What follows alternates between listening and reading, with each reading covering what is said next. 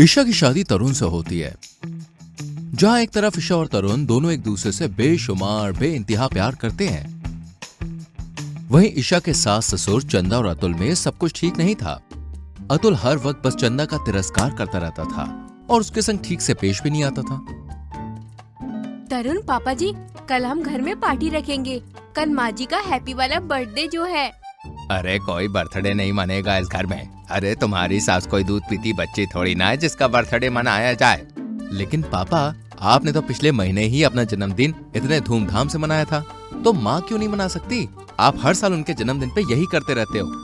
अगर पार्टी नहीं करनी तो हम माँ जी को कहीं ले जाइए घुमाने, उतना ही टाइम स्पेंड हो जाएगा और रोमांस भी। ठीक, इस बुढ़िया के साथ कौन रोमांस करेगा?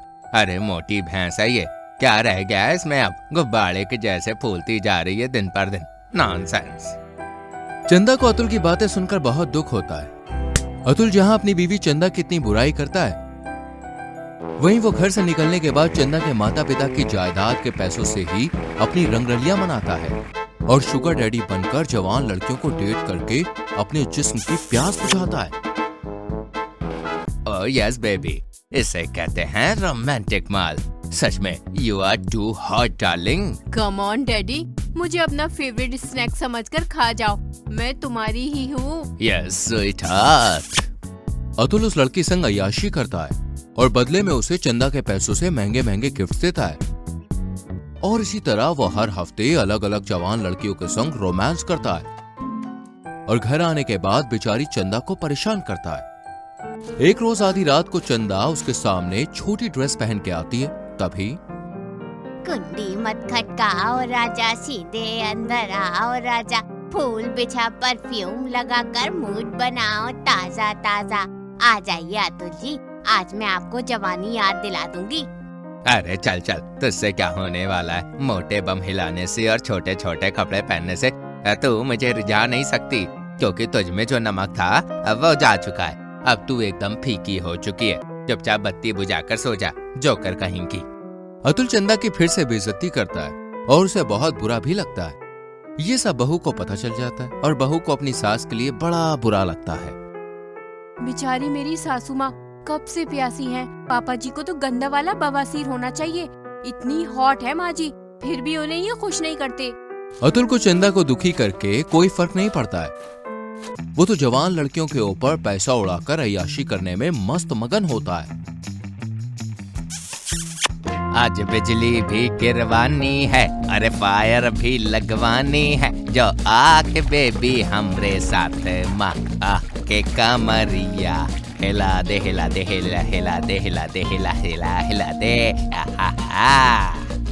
कहते आए हम तो फरवरी से, निकलो कभी डार्लिंग चंदेरी से, तनिक आओ कभी हवेली पे।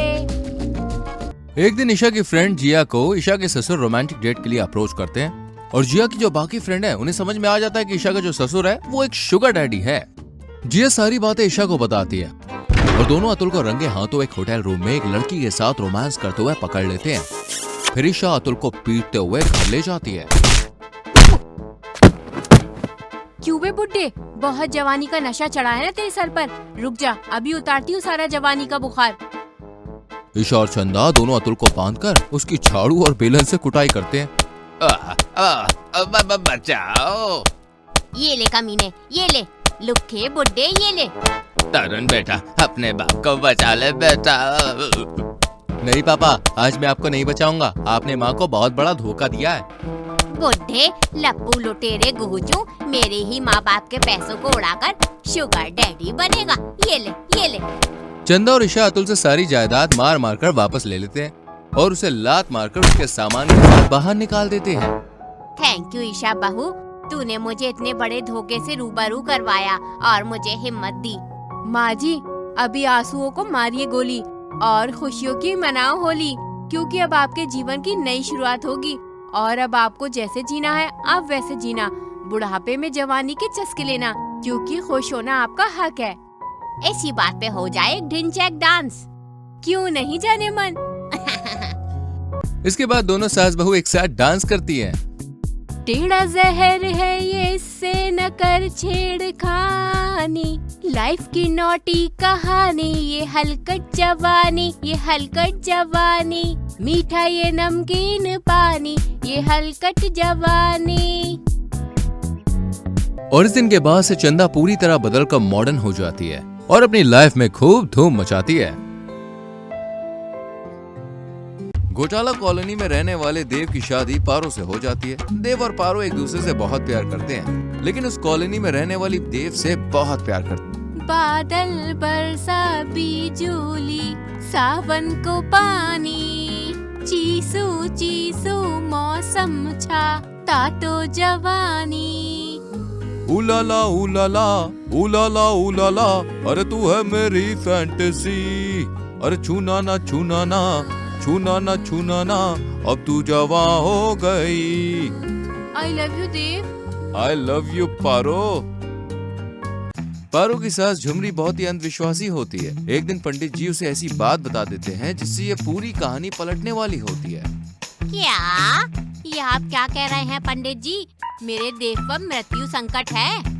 जी हाँ झुमरी देवी, आपके बेटे पर मृत्यु संकट है, और अगर 2 हफ्तों के अंदर उसकी शादी उसकी कुंडली से मिलती हुई लड़की से नहीं कराई गई तो घोर अनर्थ हो जाएगा। नहीं नहीं, आप शादी कराइए। कौन है वो लड़की? किसके साथ कराऊंगी शादी?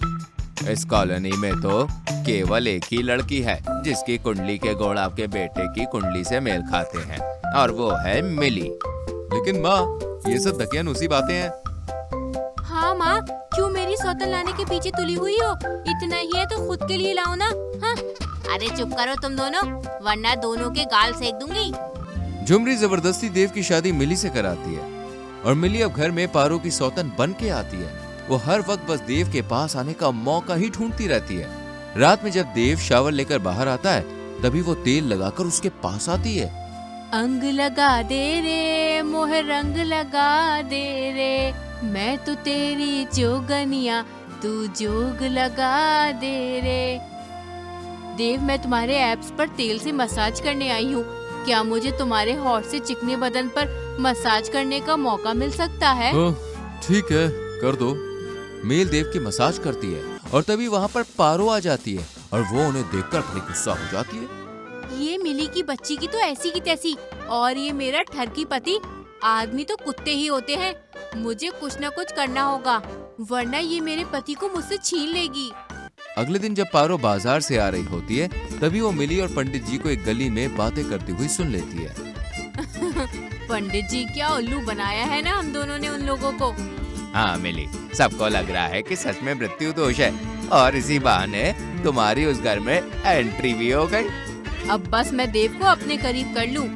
अच्छा, तो ये इस करमुही की चाल है। अब रुक तू, तुझे कैसा मजा चखाती हूँ, देख तू। बहुत शौक है ना चटपटा खाने का, अब तू देख। पारो मिली के खाने में अब रोजाना गैस वाली दवा मिलाने लगती है। इससे मिली दिन रात नॉन स्टॉप बात मारने लगती है। देव, आज इस अंधेरे में तुम मुझे अपनी बाहों में बसा लो, और मुझे वो सब दिखा दो जो जो मैं देखना चाहती हूँ। ओ मिली। मिली देव के पास जाती है, तभी अचानक से वो एक जोरदार धुआंधार पाद मारती है, जिसके धुएं से देव दूर उड़ जाता है और अपनी नाक पकड़ लेता है। छी छी छी छी छी, इतना गंदा पाद कौन मारता है भला? दूर हटो मुझसे तुम। लेकिन देव, अरे तुम एक नंबर की पदौड़ी हो यार। तुम्हारे पाद को सूंघ कर तो मुर्दे भी जाग जाएंगे, ऐसा तूफानी पाद मारा है तुमने। मिली को कुछ भी समझ में नहीं आ रहा था, लेकिन ये सब देखकर पारो बड़ी खुश हो रही थी।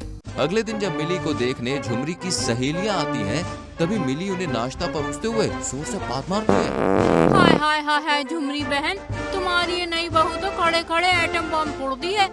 छी छी छी छी छी, मैं और 1 मिनट भी यहाँ नहीं रुक सकती, वरना मेरी अर्थी उठनी तय है। भागो बहनों, इस पाद मारने वाले के कहर से। बहू नंबर 2, तुझे अकल वकल है या नहीं? यूं सरेआम पाद मारती रहती है। पूरे घर में मैं 100 अगरबत्ती लगा लूं, तब भी तेरे पाद के सामने सब कुछ फेल है। लेकिन बाजी, मैं जानबूझकर नहीं पाद मारती हूँ। मैं तो वही खाना खाती हूँ ना जो आप सब ठूसते हो। शायद मिली को गैस की प्रॉब्लम है, अब बेचारी को मत डांटो इतना। ओ महाराज जी, अगर आपको इतनी ही पड़ी है इसकी, तो सूंघते रहिए दिन भर नाक खोलकर इसका पाद। हाँ, सुन ले बहू, अपने बात पर कंट्रोल कर, वरना मैं तुझे आउट ऑफ कंट्रोल कर दूंगी। मिली का बात मानना दिन पर दिन बढ़ता ही जाता है। पारो रोजाना और ज्यादा गैस की दवाई मिलाती है और एक दिन जब मिली मोहल्ले में बात मारती है तब सभी उसके ऊपर हंसते हैं और वो घर आकर खूब रोती है और बैग पैक करके जाने लगती है। मैं जा रही हूँ, बस बहुत हुआ। अब बात मारने के कारण मेरी इज्जत की धज्जियाँ भजिया गुजिया सब उड़ चुकी हैं। अब मैं कहीं की नहीं रही। इतने अच्छे से प्लान किया था पंडित जी और मैंने इस घर में घुसने का, सब चौपट हो गया। बातों बातों में मिली अपना सच अपनी जुबान से उगल ही देती है। क्या इसका मतलब वो मृत्यु संकट वो एक नाटक था? हाँ देव, मुझे ये सब पहले ही पता चल गया था कि ये मिली और पंडित जी की मिली भगत है। इसलिए मैंने इस करमजली के खाने में गैस की दवाई मिलाना शुरू की, जिससे ये दिन रात बात मारती रहे और इसकी बेइज्जती हो और ये मोहल्ला छोड़कर चली जाए। इतना बड़ा झूठ, तेरी इतनी हिम्मत मिली की बच्ची। घर वाले मिली और पंडित जी को मोहल्ले से बाहर निकाल देते हैं और फिर देव और पारो फिर से एक हैप्पी और रोमांटिक लाइफ जीने लगते हैं।